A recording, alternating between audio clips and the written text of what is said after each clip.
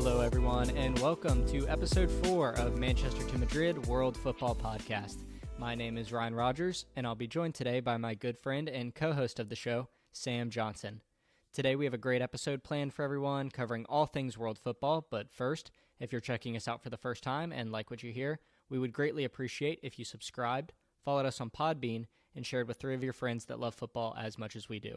We are available everywhere you listen to your podcasts, including Apple, Google, YouTube, and Spotify. Find us on Twitter at RRMTMFootball and at SJ10MTM, or send us an email at mtmfootballpod@gmail.com. We will do our very best to respond to anything sent our way, and now let's get to our 4th episode. What's up, Sam? Yeah, not much, Ryan. Thanks for getting us started there. For me, going on this weekend, the football was really nice to watch. Even without fans in the stands, it was definitely great to see some real football that actually matters out there for once. So yeah, no, excited to share the podcast with you guys, and look forward to getting involved with you guys as well. Yeah, this weekend was quite interesting. I actually ended up moving a couple states away, so I've been trying to move in and get settled, but I've also been trying to catch up on all the football. Like Sam said, it's been really nice being able to finally see some real soccer that matters. We're not watching replays, highlights, montages on YouTube. We finally get real soccer. Now, granted, it is a lot different. It's not perfect. There are still definitely some issues, but it's just really nice to be able to watch real competitive soccer, high quality goals, tackles. It's just been a lot of fun. Back to the norm, and it's all something I think we really appreciate. Everyone kind of needed a bit of normalcy, and it looks like the Bundesliga provided that for us this weekend. So we're going to go ahead and get started with our show today. I'm going to hand it over to Sam. He's going to give us our hot take for the week. Yeah, so my hot take for this week is pretty much related to Robert Lewandowski, Timo Werner, and the Golden Boot race in the Bundesliga. I think we saw, some struggles from Timo Werner this week and kind of the last couple of games, which I've seen Leipzig drop points. But I think that Timo Werner will get it all together, and he will win the Golden Boot in the Bundesliga over Robert Lewandowski, who, of course, this is bold. Robert Lewandowski is doing incredible right now, scoring goals after goal, another penalty goal this weekend. But I really do think Timo Werner could really push it, and I think if Leipzig really want a chance to win the league, they're going to need him to score a lot of goals between now and then. Yeah, I definitely agree. Leipzig, unfortunately, dropping points this week, so they are definitely going to need to go all out basically the rest of the season. They honestly will probably need to win out the rest of their games. And Werner's kind of been moved around due to Nagelsmann kind of messing around with tactics a little bit. Everyone's trying to experiment, make sure everyone's good to go in their top form for the rest of the season, and Werner's been pushed around. But hopefully he can get back to that goal-scoring form that we saw him at earlier in the year. I don't think he's going to catch up to Lewandowski. I think that's a bit of a stretch, but if he could definitely get hot, the goals will definitely follow. Werner is one of those people where goals just come naturally, so we'll have to wait and see, but yeah, that's an interesting one, Sam.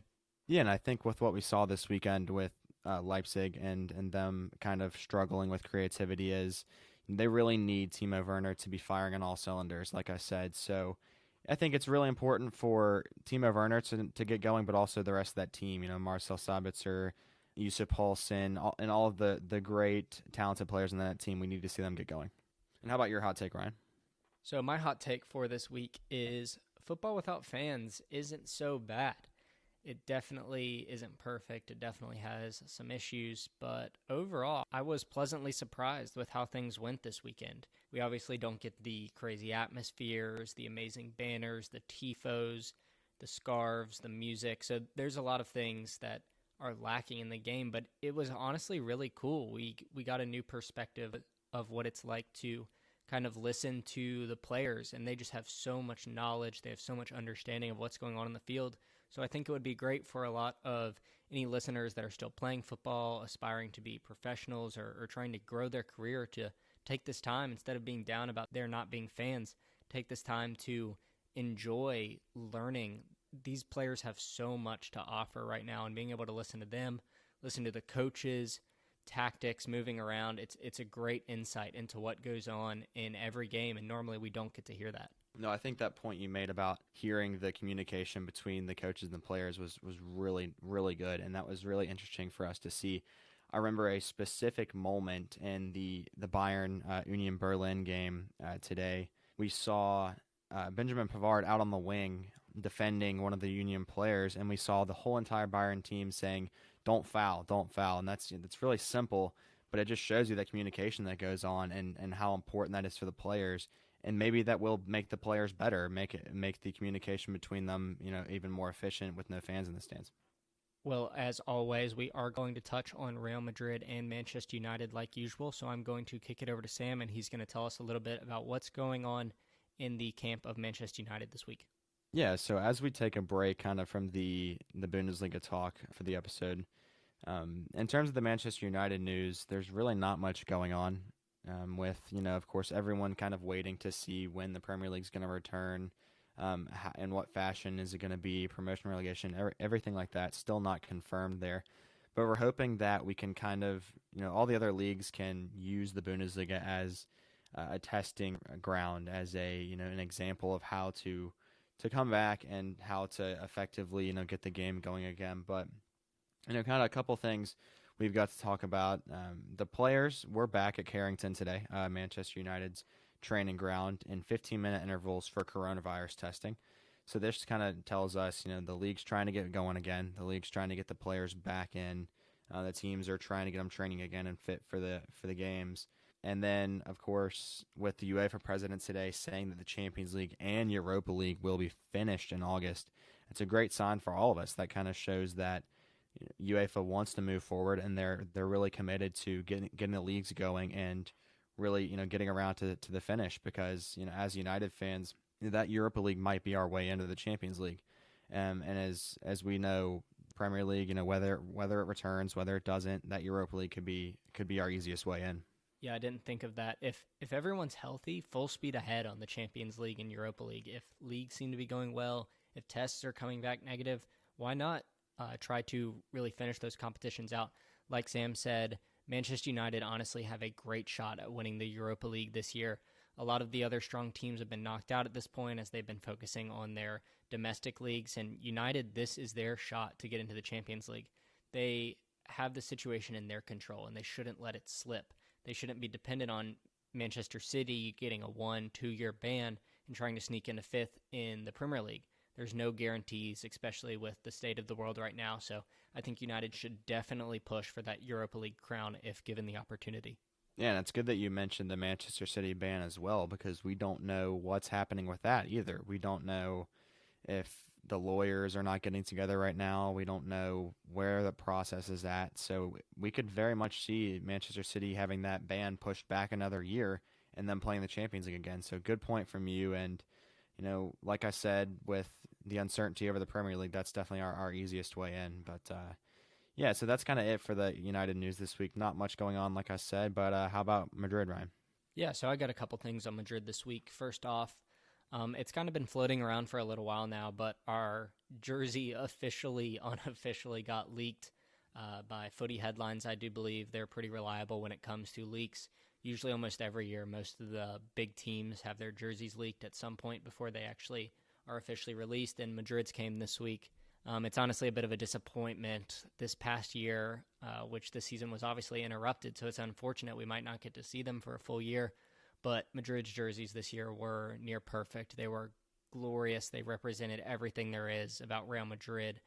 The pure white with the gold, just gorgeous jerseys. I absolutely love them. They were fan favorites. I honestly wish I'd be totally fine with us having them again next year. But Adidas has come out with this new jersey. It's got like some navy blues and some pinks along the sleeves. I don't know. It's just it's not the classy sort of look that a lot of Real Madrid fans want, and a lot of people just have been disappointed in the jersey. I think we saw in the last couple of years with Adidas's kind of revolution of their top teams, Bayern Munich, Juventus, Manchester United, Real Madrid. The jerseys have been kind of not disappointing, but different. And I think that, with United's jerseys being leaked as well, we've kind of seen that. I think a lot of United fans are disappointed in that, and I could see definitely why Madrid fans would be disappointed there. If you guys haven't seen that, definitely check it out. They are not good-looking jerseys. Yeah, if it's not broken, don't fix it. Like, these big clubs deserve these really classy jerseys full of heritage. They're clean, they're sleek, but they still have that modernness to them. They just look so good. They're fun to purchase. You can represent your club. You're looking good. The players are looking good. And instead, Adidas and even Nike now, like all the big manufacturers are going with these different jerseys, and I just don't know. Some of them are amazing. Others, I'm just really wondering what they're thinking. Yeah, and just to add on that one more thing, I know it's a huge commercial part for the clubs and the jersey sponsors to sell the most jerseys possible. But for me, as kind of like a traditional kind of football fan, I like the simple design, that shows you the club, the sponsor, and then the color. That's it, and that's how a lot of the old jerseys were. But yeah, like you were saying, all these new jerseys having these special designs, and they're just doing whatever they can to sell more. But that's kind of disappointing, but that's just the way it is, I guess. Yeah, give Sam a solid red jersey with white, gold, or black details, and give me a solid white jersey with gold or black details. And I'd honestly say a majority of people would be happy. So next up, Marco Asensio and Eden Hazard both officially returned to training. They're supposed to be well on their way to full fitness, which is an absolutely great sign for Madrid fans this year. Other than Luka Jovic, it looks like we'll have almost all of the full squad returning healthy, everyone doing good, in good shape, and we will finally see Madrid be able to compete with a majority of their best team in place, which has been lacking all year. Obviously, Eden Hazard has been dealing with multiple different ankle injuries that he can't seem to catch a break from. Marco Asensio tore his ACL in preseason, and it's just been nonstop injuries for Madrid. So if we can have both Asensio and Hazard back, two really key wingers and two important parts to the attack that Zidane has been trying to construct all season, it would definitely be huge. I think we could really push Barcelona for the title, and I think that very well could be the difference. Barcelona, Suarez is probably not going to be back healthy still despite the 2-month break, whereas Madrid are going to have Hazard and Asensio returning. So maybe that really could be the difference between Madrid going trophyless and taking home La Liga this season. Yeah, I think we've seen with Madrid all year, it's been kind of a lack of creativity sometimes. In the final third, we've seen kind of the goals, really struggle from the last couple of years. So I think getting Marco Asensio back and having Eden Hazard in there for an extended run of time in the first team could really prove the difference for Madrid getting over the edge and maybe winning a Liga this year. Yeah, Benzema was obviously such an important player for so long, being that key cog in the BBC that kind of linked everything. We gave him that free-roaming false nine role, but he still plays that way, and at times it doesn't work. He has young players, Vinicius, Rodrigo on the wings. Sometimes we're in the diamond with Isco, and there's just no central player to take the reins and kind of take charge, hold the ball up, make those runs in behind. Benzema, meanwhile, is drifting around. We got really young players on the wings that are inexperienced. They're obviously incredibly talented. Vinicius and Rodrigo could be world beaters one day. In fact, Vinicius is already taking many of the games he plays by storm. He is a phenomenal player, but he's very raw. He can't finish. So at the end of the day, we can make chances all we want, but if the goals aren't going in, we're not going to win games. You and I talked about this before the podcast. Would it be the worst idea for Vinicius to get a loan out next year, especially with Asensio, being healthy, and you're about to talk about Mbappe, I think, but with Hazard coming in and getting an extended run as well, would it be the worst idea for him to go out on loan, you think? Well, I think we definitely need Vinicius in the team. I think it is very different for both Brahim and Rodrigo next year. I think both of them could use a loan. It really depends on the situation with some of our other players, such as Lucas Vazquez. Like Sam said, I'll touch on Mbappe in a second. I don't think that's going to be anytime soon. But it really depends on depth, and especially with the coronavirus going on, we don't know if we're going to be buying players this summer, so sales might be not as likely as we were expecting them to be. So it really just comes down to the depth we have up top. If we have two players in every position, I think we'll be fairly ready for the season. I was anticipating Rodrigo going out on loan for a year, maybe to a top-tier Spanish team, such as like a Sociedad or Sevilla, maybe even a Valencia, or him going to Germany. I think Dortmund would be a great place for him, especially if they lose Sancho. A 1 or 2 year loan to Dortmund would do wonders for Rodrigo's career. I think he would come back an absolute baller, similar to how Martin Odegaard did. I'm not really sure. I think it's 50-50. Like I said, I was expecting him to leave, but now I'm really not sure if he could go out on loan. As far as Vinicius goes, I definitely think he will be around in the team next year.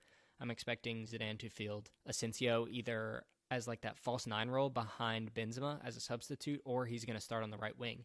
So that leaves Hazard needing a backup, or just a player that can start when Hazard needs some rest or he's dealing with an injury. So I think Vinicius will definitely be sticking around. Yeah, when you look at Vinicius and what he brings to the team, bringing him on kind of in the 70th minute, 80th minute for, maybe a tiring Eden Hazard or Marco Asensio, Karim Benzema, wherever it may be, and having that pace and that skill running at the tired legs of the defenders, I think that would be a really, really good thing for Madrid to do next year and even the rest of the season. I mean, Zidane in the past has brought him in when we've been playing the 4-4-2 diamond and Isco's needed a break. He's quite tired. We bring in Vinicius, switch to the 4-3-3, and Vinicius is absolutely flying down the wings. We might be really static, not creating chances for 15, 20 minutes, look dull, uncreative, and then Vinicius gets subbed in, boom, like immediately 2 chances. He is extremely raw. He's really, really painful to watch in the box because the man can just not finish yet, and hopefully he'll grow and be able to be one of those 10, 15, maybe even 20 goal a season players. But right now, it's really painful to watch him finish. But regardless, when we're looking down, he creates chances. And it's incredible to watch a 19-year-old be able to put the team on his back at times. A club like Real Madrid being able to lead their attack when Benzema isn't scoring or whoever we have on the right wing may be injured. I'm looking at you, Gareth Bale. Vinicius can really do it all, and hopefully we'll see him become a world-class player in the near future. And lastly, I wanted to touch on Kylian Mbappe. This might be a bit of recycled news, so I'll try and make it quick. But according to AS, basically the current situation is everyone is anticipating Kylian Mbappe to reject any offer he may get from PSG for the next year or so. He's not going to really push for a move. He's not really going to force his way out of the club, similar to how Eden Hazard did, but he's not going to be signing a new deal either. So I think Florentino, as far as I know, will definitely be pushing for a move next summer. He's obviously our next Cristiano Ronaldo, our next world beater, the next Galactico we really need. I think there's a general consensus around the world that Kylian Mbappe will probably be headed to Real Madrid, and he certainly fits everything that the club really needs right now that they're longing for. So I mean, from a Madrid perspective, I'm really hoping he doesn't sign a new contract and we get him next summer. Worst case, we get him the next summer after that in 2022 because I firmly believe he is the next Cristiano Ronaldo for us. We need him desperately. Yeah, I think a lot of people definitely agree that we could definitely see Kylian Mbappe playing for Real Madrid at some point. And as we've mentioned a couple of times on the show already, with the coronavirus and no one really sure what's going on and who's going to be buying who, I think we could definitely more likely see it in 2021, like you said. But yeah, definitely see that happening and watch out for everyone if Mbappe joins Real Madrid for sure. So now we're going to head on over to our biggest winners and losers of the weekend. I'm going to go first, and then I'm going to hand it over to Sam. So my biggest winner of the week is all of us football fans. Finally, we get some normalcy. Sam and I touched on it earlier. The world needs a bit of normalcy right now, and finally being able to have football on in the weekend. We've had games Friday, Saturday, Sunday. We're going to have games tomorrow. Soon La Liga will be back, but it was just so nice. It was a breath of fresh air. They did it in a safe way. Obviously, no fans, so the environment was lacking, I guess, but it was just so nice to see high-quality competitive football. Everyone enjoyed it. There's no complaints. So overall, a great weekend, and football fans as a whole are certainly winners this weekend. Yeah, and I think we didn't see the quality drop off very, very much at all, in my opinion. We saw maybe some tired legs towards the end of the games, but I think in terms of the raw talent on the field, we didn't see any drop off, so that was great to see as well. Yeah, I was absolutely shocked. A lot of people were anticipating a big drop off in quality, a lot of players being gassed by the 60th minute, and instead it was pretty high quality, entertaining football. Obviously there was some high scoring games. I mean, really just no complaints. It was really fun, just overall a really enjoyable experience, and I'm just so glad football's back. Yeah, and I think a lot of people were kind of worried about what we would see with the 5 substitutions and how that would affect the game. For me personally, I didn't really see that big of a difference. Of course, a lot of the coaches this weekend kind of left maybe their extra 2 or 3 substitutions kind of until the 80th minute mark. A lot of the games we saw this weekend were maybe already settled by then, some of the bigger games at least. So maybe that's why we didn't notice too much of a difference, but it really didn't go all that poorly. And, obviously we don't see that as a long-term solution and something that could stick around in the game. But I think for right now, and we'll take what we can get, like Ryan said, but I think it wasn't that bad. Yeah, so like I said earlier, I was moving this weekend, so I only got to catch one or two games and a bunch of highlights. But Sam, I know you watched a lot of games this weekend. How many clubs actually did use the 5 subs? I don't know the exact number, but in all the games I watched, I think they did use the 5 subs, whether that have been, for tired legs or for tactical reasons. I think they did use them, but like I said, I don't think they really made that much of a difference or changed the game that much with the extra 2 subs. I don't think that really, it didn't interrupt the game like I think some people were worried about. Of course, multiple players being brought on at one time, the games really didn't lose their flow, which I think I was worried about for sure. So now for my loser of the week, and it is definitely RB Leipzig. I really thought they were going to come out full blast. They were going to be really fun. Nagelsmann was going to bring them back to that form they had before this huge break we've had, and unfortunately they drew 1-1 with Freiburg, and obviously Freiburg isn't too shabby. Tell me if I'm wrong, Sam, but I think they were like 9th or 10th in the league, so they're still that sounds right for sure. Yeah, they're still a pretty good team, but at the end of the day, Leipzig's at home. They're obviously still in the Champions League. They are a top team with a top coach, great players all around, so you just expect them to win. And in order to stay in the title race, they're really going to have to go all out. Bayern just don't drop points. Dortmund score stupid amounts of goals every single game, so Leipzig really put themselves in a bit of a hole right off the bat in this first weekend back. Yeah, Sam, so tell me about your winners and losers of this weekend. Yeah, my winner for this weekend is going to be Hansi Flick, Bayern's coach, of course. We've seen some incredible games from him, an incredible, revitalization of Bayern, who before he took over, we saw third and at one point even in fourth place, but we just saw them just rise up instantly when Hansi Flick took over. But tactically, the positivity went up. The goals have been flying in for Bayern. And so that's got to be my winner for this week, is because we've seen Bayern keep their lead at the top. I think a lot of people saw Dortmund play and how strong they looked against Schalke, and maybe would have been a little bit worried about Bayern. But in my opinion, for sure, they definitely kind of reinstated themselves and said, we didn't go anywhere. And for my loser of the week, and like I said, I'll talk about more of the games individually later, but Frankfurt's my loser for this week. Now, I know a lot of us, Ryan and I especially, really like Frankfurt, and we really like the way they play and kind of what we've seen from them the last couple of years. But so it's been really tough for us to see the drop off from them this year. The lack of creativity is very much evident. The first couple of minutes against Mönchengladbach were just awful. They looked like they were still on the training ground. Their players, weren't fit at all, and that could be because of maybe regulations in that area. I'm not exactly sure how that worked. I know it is different for all of the different German states. They had different regulations on when they could come back, but it just seemed like Frankfurt didn't have the urgency that I think we expected them to have, given that they're 14th in the table right now. And that's definitely not where their fans see them being. And I know that the players are capable of much more. So that's definitely why they're my loser this week.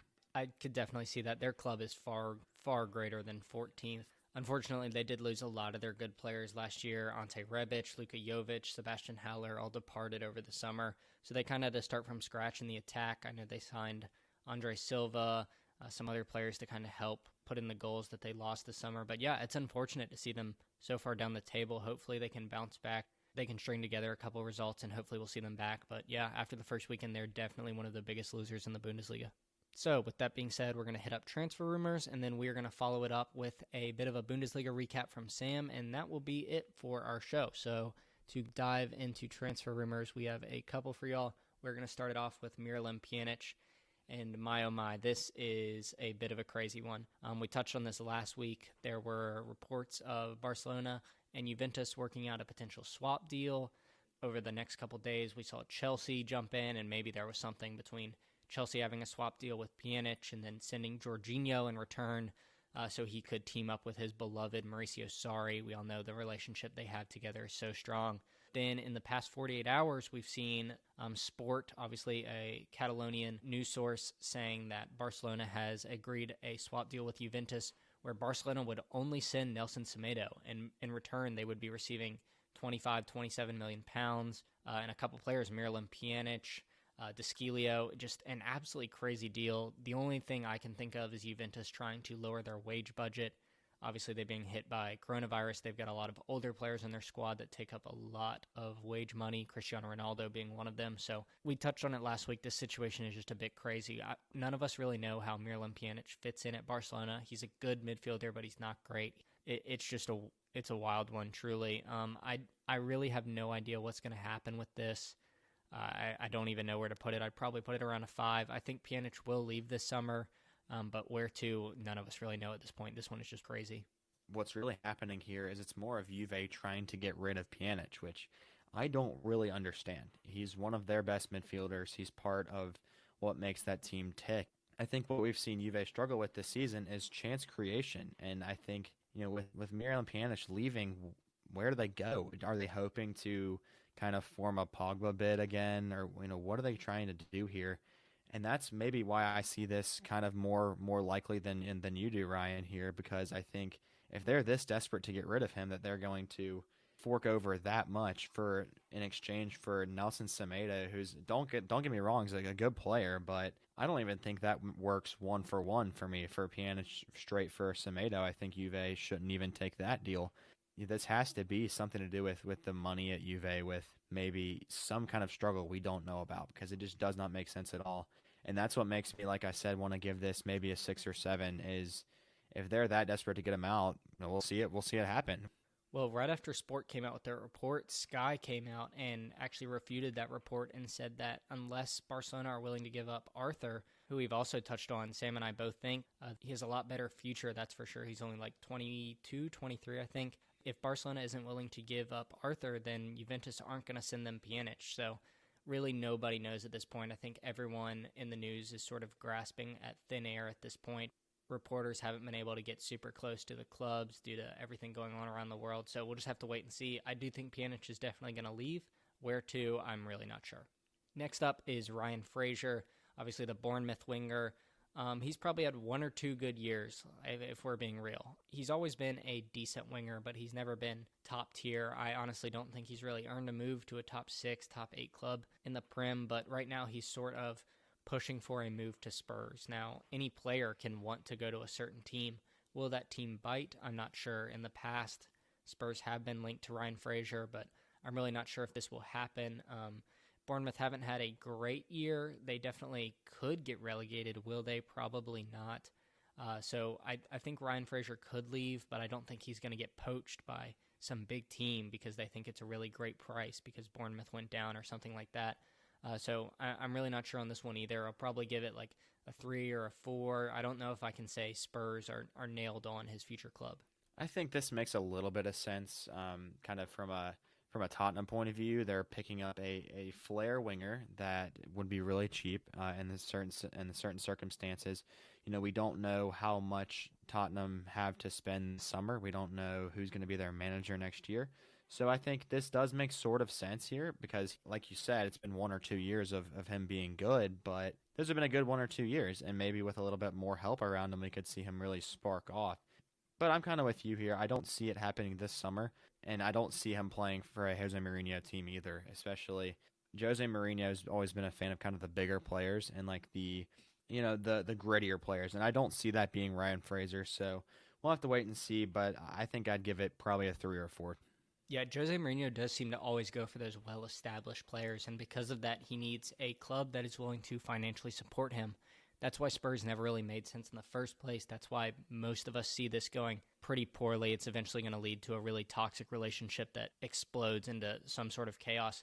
Now that I think about it, I think Ryan Fraser can actually leave Bournemouth for free this summer. I think he's declined to sign any contract extensions, so in that regard, it does make a little more sense because Spurs more than likely are not going to have a lot of money to spend this summer. So if they could find a winger that's fairly decent to good, I guess, and for a free price, I definitely think Spurs could bite. But if he is free, like I'm suspecting, a lot of clubs are definitely going to be in for him. Tons of clubs lacking money could definitely use a winger. So we could definitely see a host of clubs come in for him. Yeah, that's a great point. I think I didn't know that. I didn't know that his contract was expiring at the end of the year. But if that is the case, then I think there are a lot of teams that could really use him. Obviously, the top 6 teams you really can't see maybe starting him on a weekly basis, but kind of that next guard down, Everton, Wolves, West Ham, kind of that type of club, we could really see him do a job there. Yeah, now that I think about it, Everton sounds like a great fit for him. So that will definitely be a one to keep an eye on, especially if he's free this summer. Last up on our list for transfer rumors this week is Sherdino Dest. He just won Young Player of the Year for Ajax, an incredible talent. He's chosen to play for the United States, which I think we're all really excited about. He's a really good player. He's versatile. He can play in a bunch of different positions. In the past, he's been linked to Bayern pretty heavily. It almost seemed like that was one of those smaller deals where Bayern were going to keep under the covers and eventually just wrap it up for a small fee. He would be in their academy for a year or so and then slowly rise up to the top, kind of how they handled Alphonso Davies, which was obviously, and I mean, we've all seen how that's turned out. It's been incredible. Bayern don't seem to lay a finger wrong, so I think Sergino Dest would be a great fit for them, but in the past 48, 72 hours or so, he's been linked with Barca. Now, can Barca even afford him? We are not really sure. They seem to be struggling with money. They want to look at Lautaro Martinez. They've been linked with Neymar nonstop. I think they're looking in other areas, so I think he will probably go to Bayern, but keep an eye out for what Barcelona does in this situation. Yeah, I think I could definitely see him moving to a top-tier club this summer, assuming that we see a transfer window even close to normal. Kind of his rise to the top of European football has been meteoric, and we've seen him, like you said, with him committing to the U.S. national team. That's huge for us, and that hype around him has really built. And so my problem with his move to Bayern, it's like you said, they already have Alphonso Davies, who plays a very similar position. Would Bayern want to kind of double up there? What will we see there? But if we talk about Barcelona as well, we've talked about this before in the last couple of podcasts. What are Barcelona trying to do? Are they trying to build a young team for the future, or are they trying to spend a lot of money now on established players? We don't know what that's going to be like, and so I can't see Barcelona going out and spending a huge sum on Lautaro Martinez and then coming back and then signing Serginho Dest for a lot of money as well. Two completely different transfer strategies, but maybe that's why Barcelona will do it. Because we don't know, what they're really trying to do, what their direction is. So, in terms of a number for this one, I'd probably give it a 2 or 3. Honestly, I don't see either of those clubs really going after him and really paying the price that I think Ajax will want for him this summer. This would be a really awesome future starting team, though. Dest at right back. They can move Pavard centrally, Alphonso Davies on the left, and then have Gnabry and Leroy Sané right ahead of them. That would be so cool to see. So I'd be honestly extremely excited if we were able to see something like that. So keep an eye on that for sure. Well, now I'm going to hand it over to Sam. Like I said, he's definitely watched probably 5 or 6 games this week, caught up on highlights from around the Bundesliga. He is definitely the bigger of the Bundesliga fans between the two of us. So I'm going to hand it over to him, and he's going to give us a brief Bundesliga recap of this weekend. Yeah, for sure. And Ryan, if you have anything to add, feel free to chip in.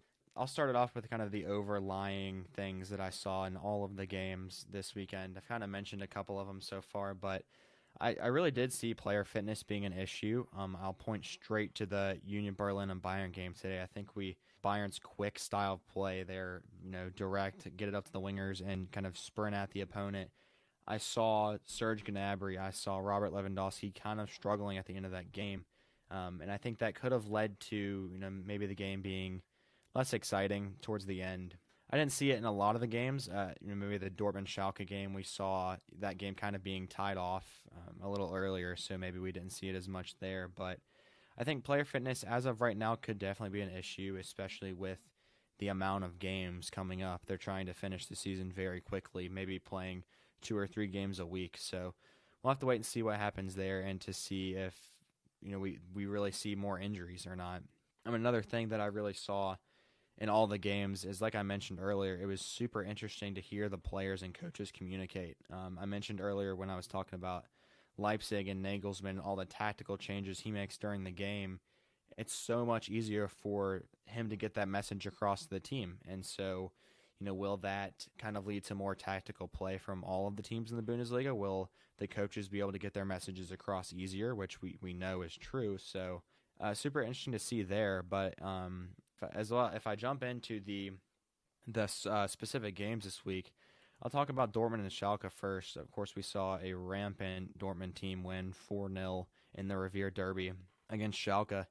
The three players that really stood out to me in that game, of course, Julian Brandt stood out to me the most. He looked like he hasn't had any time off at all. He looked like he was a step above everyone else on the field. He was in the hole, drifting off to the left and right as Dortmund liked to play, and he was finding balls all over the place. He was making runs in behind, stretching the Dortmund midfield and defense. He played extremely well, setting up a couple of goals. The second player I really noticed was Rafael Guerrero. He scored an incredible outside of the foot goal. Not only that, he was doing a fantastic job on the wings at spreading the play, stretching the defense, and also his work setting up a couple of goals as well. And if we look at the third player here, of course it's going to be Erling Haaland. Now, I texted Ryan about 5 minutes before the game started, and I said I would put money on Erling Haaland scoring the first goal back in of any of the games, and that's exactly what happened. The kid is in incredible goal-scoring form. He's a robot. He is a robot. You see him out there, and he doesn't have any facial expression. He's just this lanky, tall Norwegian guy that just always scores, always gets the goal. He's always in a great spot. And a thing that I really noticed about him is the goal he scored today was incredibly mature for his age. He just opened up his left foot and just guided the ball into the corner from the cross on the right side. It really showed to me that he's confident, right? He's still so young, but he's so smart in his head, cool and composed on the ball. So it's great to see.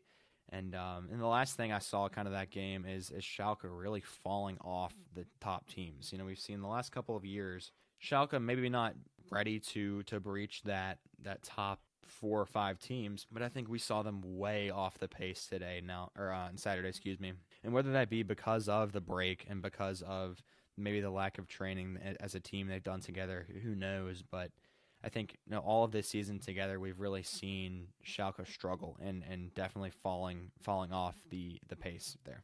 Next game we'll talk about briefly is the Leipzig game. Now, we've talked about this a couple of times already in the show. I just wanted to reinforce the lack of urgency we saw from Leipzig. Now, like I said, this could be because of fatigue. This could be because of the lack of training together, but it just seems like, for me, we wanted to see Leipzig go out there and take the game by the scruff of the neck and really push Bayern and Dortmund and really push to the league lead, which they had for a long time this season.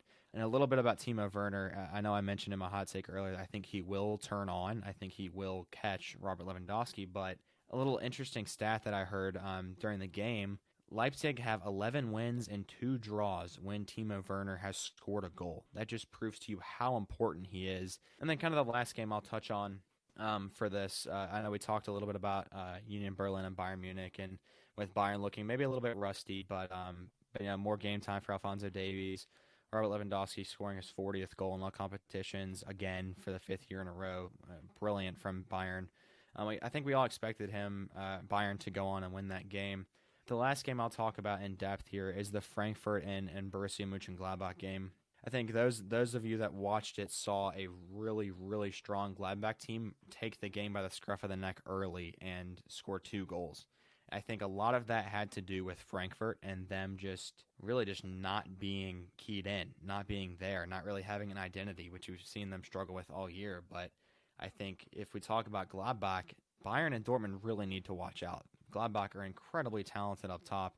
We did see Marcus Thuram get injured early in the second half. We don't know how bad that is, of course, with the kind of the lack of press we've seen in the last couple of weeks, but they were just flying all game. That high-energy style of play was going all game. And we saw, towards the end of the game, Andre Silva add one back for Frankfurt in the 3-1 win for Gladbach, but he kind of ghosted in behind, maybe some poor defending from Gladbach, but that's kind of why I think we've all fallen in love with them this year. Their dynamic style of play, their incredible attacking players, and how quick they are to move that ball around. And we saw nothing different. Gladbach did not look like they fell off whatsoever. Yeah, Gladbach are so much fun. They have so much energy. I remember watching them before the break. It was just insane how fast they are. They're super physical. They're super quick. It is so much fun to watch. Now, it kind of leaves them vulnerable at times in the back, but right now they're just outscoring teams. If they're scoring 3-4 goals a game, keep up or lose the game. Regardless of what happens to them as far as success goes this season, I really hope they keep up that style of football. Just for my sake, neutral football fans, it is such a joy to watch every weekend. Yeah, and I think for those of you that do enjoy watching Gladbach play and that kind of all-out attack, you should definitely tune in to the Leverkusen game tomorrow as we're recording this. If you watch this before that game on Monday, definitely watch Leverkusen play because they play very similar. They play kind of push everyone forward. They have some incredible attacking players there. Kevin Volland, Kai Havertz, Moussa Diaby, all over the field for them. And Kareem Bellarabi, I didn't even mention. So if you guys do enjoy watching Gladbach play, do watch Leverkusen tomorrow. And don't forget, Leverkusen are not out of the title race. They are not too far back. So a run of games for them, a run of wins could really see them jump back into that race. Yeah, Sam will be guns ablaze for Kai Havertz, his favorite player on earth, it seems at times. So yeah, definitely check into Leverkusen. They are really, really fun. I will definitely be tuning in tomorrow for that game. Kai Havertz, Moussa Diaby, Kevin Volland, super fun trio of attackers. They play some really fun football, so definitely check them out. So, guys, I think that's going to sum up everything we have this week on the Manchester to Madrid World Football Podcast. Tune in next week as we'll have a really special topic for you guys. You'll have to wait and see.